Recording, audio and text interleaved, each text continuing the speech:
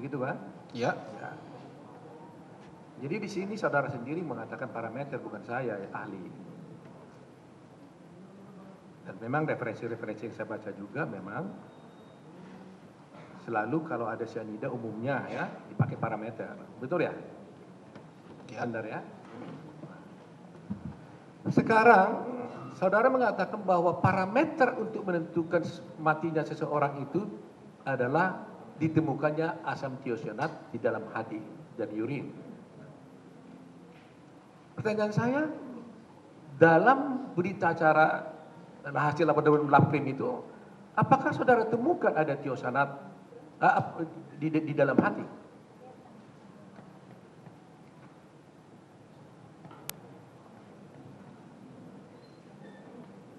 Berita Dalam, acara yang diberikan oleh labkrim, laboratorium apakah tidak di dalam, ditemukan. tidak ditemukan dalam hati?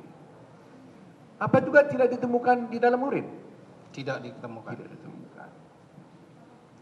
Kalau itu dipakai sebagai parameter, bisa nggak disimpulkan bahwa tadi saudara katakan parameternya harus ditemukan asam tiosyanat di dalam hati maupun dalam urin, tapi ternyata ini tidak ada. Bagaimana kesimpulan saudara kalau itu tidak ada dalam hati? Saya sudah jawab pada halaman 9. Berdasarkan argumentasi di atas dapat ditarik beberapa kesimpulan. Korban telah terpapar oleh sianida melalui saluran cerna.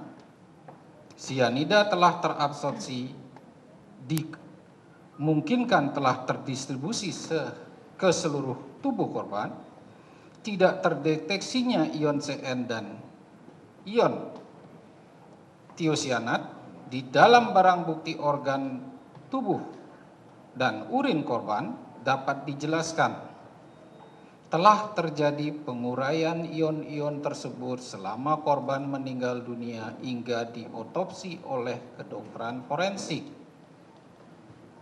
Penurunan konsentrasi ion-ion ini dimungkinkan karena ion sianida membentuk kompleks dengan hemferisianida di dalam sitokrom, di dalam selular, dan cepat laju eliminasi kedua ion tersebut yang tidak terdeteksi oleh instrumen.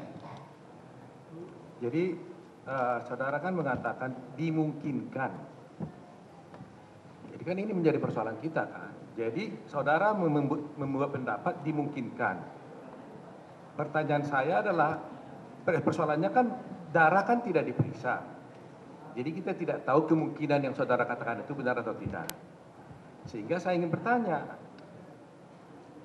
kalau umpamanya terjadi seperti yang saudara katakan itu terjadi toksifikasi terhadap asam tiosyanat. Jadi saudara katakan kan mestinya kan kalau cyanida masuk bereaksi dengan asam yang ada di dalam hati, kemudian berubah itu menjadi tiosyanat, tapi saudara katakan itu lepas lagi. Kan begitu. Kemudian saudara katakan lepasnya itu ada kemungkinannya juga masuk di dalam Fe, di zat besi, di dalam darah. Terikat dia di sana. Nah pertanyaan saya, kalau kita ingin tahu itu betul lepas atau tidak, kan kita harus cari apakah betul ditemukan Fe itu yang terikat darah di dalam darah. Kan begitu cara berpikirnya kan? Benar demikian? Baik, saya jelaskan. Ketika suatu racun masuk ke dalam tubuh, dia akan masuk pertama kali ke dalam sistem peredaran darah.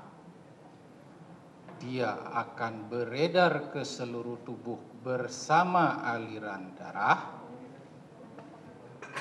sehingga pada kondisi tertentu yang disebut dengan steady state pharmacokinetic, konsentrasi yang ada di dalam darah akan sama dengan konsentrasi yang ada di dalam organ.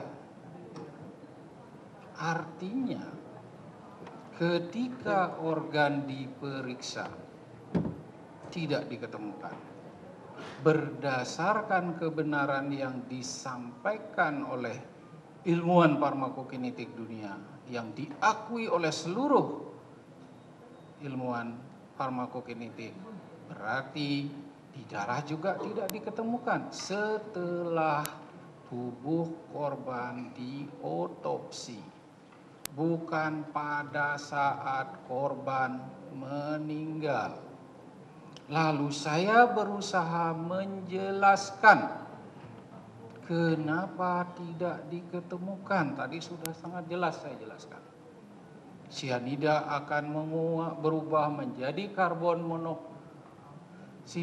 kemudian menjadi gas NH3 dan asam sulfat. Berarti dengan fakta ilmiah yang ada, tidak mungkin ditemukan setelah kematian sampai tubuh korban diotopsi. Kalau itu dijadikan masalah, ya saya akan bertanya, kenapa sianida sifat kamu seperti itu? Kenapa kamu tidak seperti kafein aja, biar gampang diketemukan. Kapan kamu berada, kamu tetap ada di situ sianida. Begitu jawabannya nantinya. Penonton tenang. Pertanyaan saya kan sangat logis dan mengikuti pendapat saudara. Saya juga logis menjelaskan. Saudara mengatakan ini parameter. Itu persoalannya kan. Jadi saudara mengatakan parameter untuk menentukan orang ini mati karena cyanida, salah satu antaranya adalah ditemukannya tiosyanat di dalam hati dan urin. Faktanya itu nggak ditemukan, kan itu persoalannya. Nggak, dan diperiksa dan tidak ditemukan. Kemudian saudara mengatakan kemungkinan itu terjadi karena terserap dalam darah. Faktanya darah tidak diperiksa. Lantas saudara memberikan analisis, kan begitu. Kan kesulitan kita kan di situ. Kalau darahnya diperiksa, kita sudah langsung tahu, oh betul ada di sana Fe atau tidak, ada cyanida atau tidak. Ini kesulitan kita. Jadi akhirnya saudara membuat teori, ya kan? Teori mengatakan bahwa oh itu mungkin saja begini, begini. Padahal di persidangan ini kita kan tidak mencari teori kemungkinan. Kita ingin mendapatkan kepastian apakah di dalam darah itu ada cyanida atau tidak. Izin yang mulia, interupsi yang mulia. Karena sudah cukup jelas ahli menjelaskan bahwa cyanida itu Penuntut umum supaya diam dulu, supaya dijawab dulu oleh ahli ya. Karena yang kompeten menjawab ahli.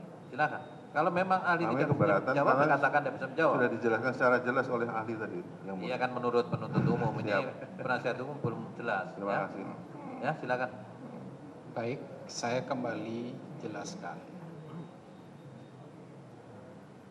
Menurut buku toksikologi forensik, pada keracunan sianida ketika saat keracunan diperiksa, salah satu parameternya adalah diketemukan metabolit pertama yaitu tiosianat pada saat keracunan.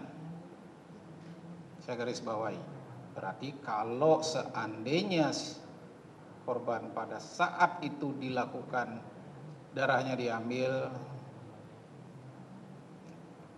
di sini kan fakta mengatakan bahwa darahnya nggak diambil pada saat itu dan darahnya diambil setelah lebih kira-kira dari 3 hari kematian korban.